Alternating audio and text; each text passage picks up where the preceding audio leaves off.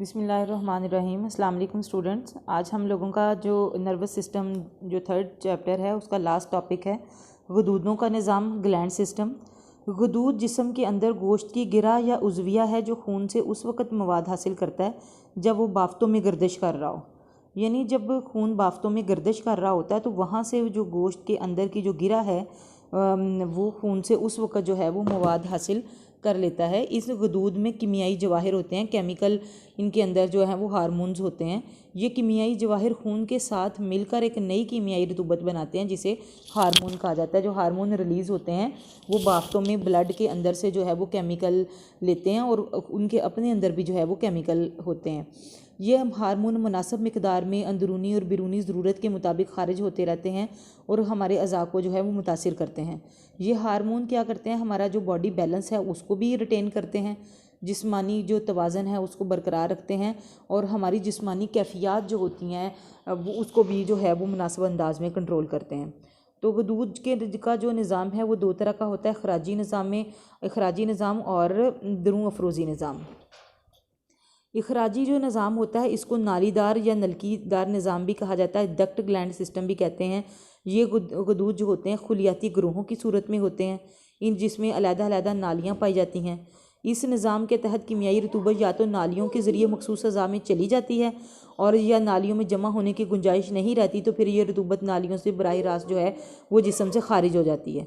ये रतूबत चूँकि फासद मादों पर मुश्तमिल होती है इसलिए बराह रास्त खून में शामिल नहीं होती, जैसे पसीना आप समझ लें और लाभ दहन होता है। और इसके अलावा एक्सक्रीटरी निज़ाम है हमारा, यूराइनरी ट्रैक वगैरह, वहाँ पे वो पहले तो इकट्ठा होता है लेकिन जब वहाँ पे मज़ीद गुंजाइश नहीं होती तो फिर जिस्म से आउट कर दिया जाता है।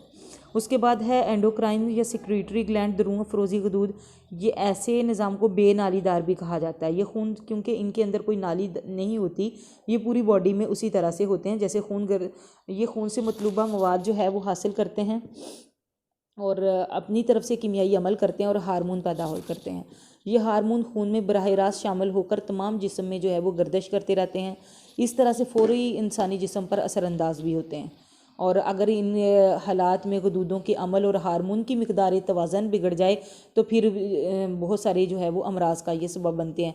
ये जो हार्मोन है अगर तो मुनासिब मिकदार में पैदा हों और जिस्म में रहें तो फिर तो ठीक है, लेकिन इनकी कमी बेशी जो है वो बहुत सारे अमराज को जन्म देती है।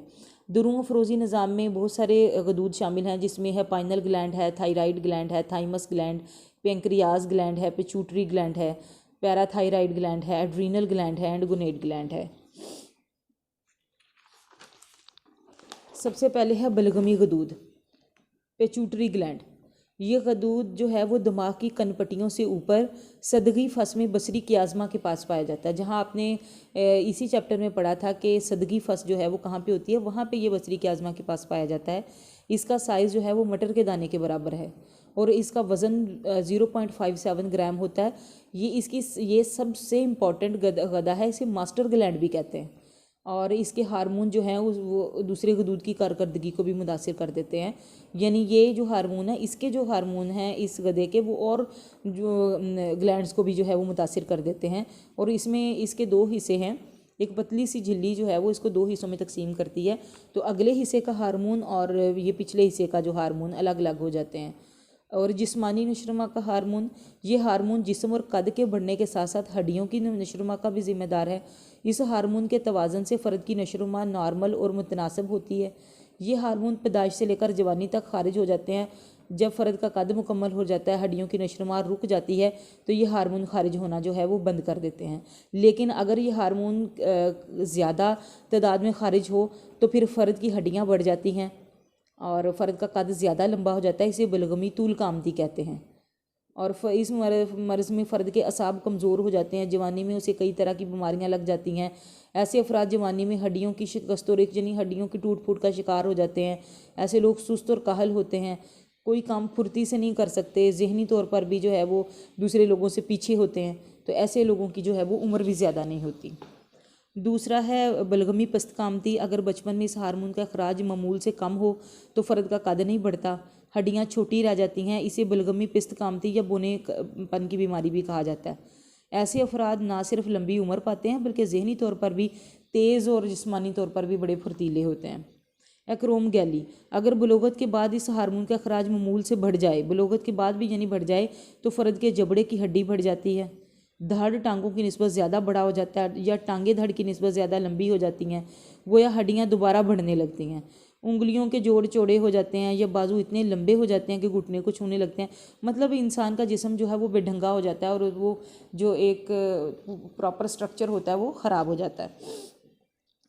दरकिया गदूद है दूसरा, थायराइड ग्लैंड। ये गदूद जो है वो गर्दन में आला सौत यानी जो बोलने का हमारा वोकल कार्ड है ये उसके पास पाए जाते हैं।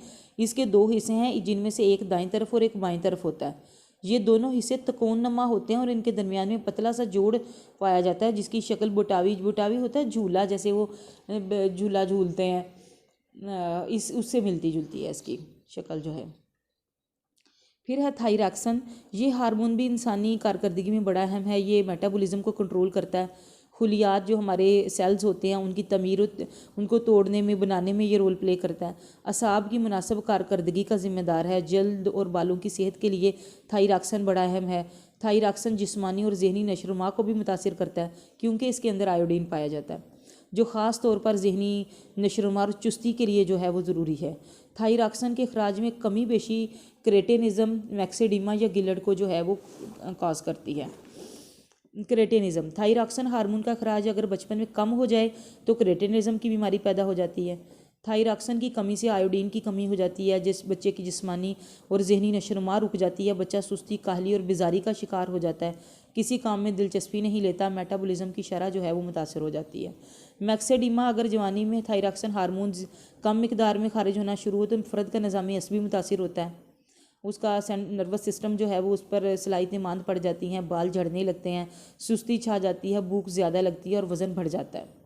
और गोइटर जो है, थायरॉक्सिन अगर मामूल से ज़्यादा मिकदार में खारिज होने लगे तो मेटाबॉलिज्म जो है वो तेज़ हो जाता है, फ़र्द के अंदर बेचैनी और इंतशार की कैफियत पैदा हो जाती है, फ़र्द की आंखें बाहर को बुलाती हैं। इस बीमारी को गिलड कहा जाता है। इसमें गले के गदूद वाज़े तौर पर बढ़े हुए नज़र आते हैं और फ़र्द का वज़न जो है वो कम हो जाता है। हाथों पर राशा तारी हो जाता है, यानी हाथ कांपने लगते हैं और दिल की धड़कन तेज़ हो जाती है। फिर एड्रीनल ग्लैंड है, कजरी गदूद। ये गदूद खुशी, गुस्से, खौफ और दिगर यानी जो हमारी इमोशनल कंडीशंस हैं उनको कंट्रोल करते हैं। इसके आगे दो हैं कजरी मेडुला। कजरी मेडुला दो तरह के हार्मोन खारिज करता है, एड्रीनालिन और नॉन एड्रीनालिन। एड्रीनालिन जो हार्मोन है वो वही चेंजेस पैदा करते हैं जो हमारे अखराजी निज़ामी यानी सिंथेटिक नर्वस सिस्टम में, यानी वो जो चेंजेस आती हैं कि तनफ़ुस की रफ्तार तेज़ हो जाती है, जिल्द खुरदरी हो जाती है, बाल खड़े हो जाते हैं, चेहरे की रंगत बदल जाती है, खौफ, इस्तराब या खुशी से ऐसा होता है। और जो नॉन एड्रेनालिन है वो जो चेंजेस आई होती हैं उसको वापस मामूल पर लाने की कोशिश करता है, जो पैरासिम्पैथिक नर्वस सिस्टम जो है जो काम कर रहा होता है, और ताकि दोबारा जो है वो अपनी निज़ाम अपनी साबिक़ा हालत में लौट आए। फिर कजरी कशर है, इसका बुनियादी हार्मोन जो है वो हाइड्रोकार्टिसोन है। इसके इखराज में कमी से खून में शक्कर की मिकदार कम हो जाती है और इसकी ज़्यादती से इस्तराब, फशार और अफसुर्दगी की कैफियत जो है वो तारी हो जाती है इंसान के ऊपर। गुस्सा, खौफ, तैश या मुबारज़त जैसी कैफियत भी पैदा होती हैं। ये मैदे के नीचे लबलबे का गदूद ये मैदे के नीचे वाक़या होता है और इसका अहम तरीन जो हार्मोन है वो इंसुलिन है, जिसका काम खून में शक्कर की मिकदार को कंट्रोल करना है। इंसुलिन की कमी से खून में शक्कर की मिकदार ज़्यादा हो जाती है और शुगर का को कॉज करती है। अगर इंसुलिन का खराज बढ़ जाए तो एसाब में फिर ज़ाहिर है वो शक्कर की मिकदार कम होगी, जो तवानाई की किल्लत पैदा करेगी और फ़र्द जो है वो फिर बेहोश हो सकता है उससे। उसके बाद हैं जिनसी गदूद हैं, हमारे सेक्स ग्लैंड्स हैं। ये जिनसी गदूद नर और मादा दोनों, लड़कों लड़कियों दोनों में पाए जाते हैं और बलोगत में फ़ाल होते हैं। मर्दों के जो टेस्टिस और औरतों के जो गदूद होते हैं उनको ओवरीज़ कहा जाता है और ये अफजाइश नस्ल में रोल प्ले करते हैं। आप देखेंगे जब लड़कियां बालिग होती हैं तो उनको मेंस्ट्रुएशनल साइकिल स्टार्ट हो जाता है, जब लड़के बड़े होते हैं तो दाढ़ी मूंछ निकलना शुरू हो जाती है, उनकी आवाज़ भारी हो जाती है। तो इस तरह से इसके अलावा जिनसी हार्मोन एक एस्ट्रोजन भी होता है, जो इस हार्मोन की बदौलत लड़के और लड़कियों में मर्दाना और जनाना खवास पैदा होते हैं। लड़कियों में लड़कियों वाली क्वालिटीज़ और लड़कों में लड़कों वाली क्वालिटीज़ जो हैं वो पैदा होती हैं। इस हार्मोन का खराज अगर लड़कों में ज़्यादा हो जाए तो उनमें नस्वानी खसूसियात पैदा होने लगती हैं, आवाज़ बारीक हो जाती है, दाढ़ी मूंछ के बाल कम निकलते हैं और वो लड़कियों की तरह चलते हैं। और इसी तरह से अगर लड़कों में इस तरह से लड़कियों में आ जाए तो वो लड़कों जैसा बिहेव करती हैं। लेकिन आजकल खैर मेडिकल साइंस ने बड़ी तरक्की कर ली है और इसके हर गदूद के हार्मोन की बेतदाली का इलाज जो है वो मुमकिन है। क्योंकि बेशतर खारिज होने वाले हार्मोन्स दवाई की शक्ल में मौजूद होते हैं, जैसे एड्रीनालिन, आयोडीन, टेस्टोस्टेरोन, प्रोजेस्टेरोन और इंसुलिन वगैरह सारी चीज़ें जो हैं वो मौजूद होती हैं, जो इन चीज़ों को कॉज करती हैं और बीमारियों से जो है वो उनकी रोकथाम के लिए इंसान की मदद करती हैं।